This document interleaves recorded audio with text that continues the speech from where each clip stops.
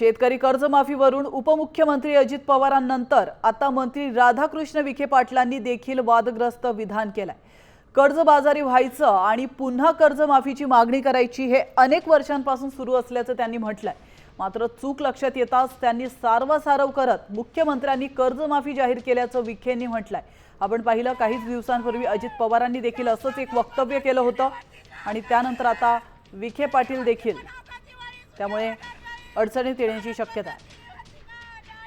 Society काढायची, कर्ज काढायचं, पुन्हा कर्जबाजारी व्हायचं, पुन्हा कर्जमाफीची मागणी करायची। तर अनेक वर्ष काम चालू आहे, त्याची काही चिंता नाही।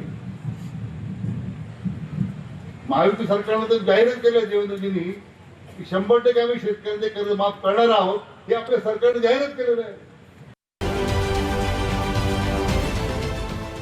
देश विदेशातील प्रत्येक घडामोडींचे लाईव्ह अपडेट मिळवण्यासाठी आता साम टीव्हीच्या सर्व सोशल मीडिया प्लॅटफॉर्मला लाईक, फॉलो आणि सबस्क्राईब करा।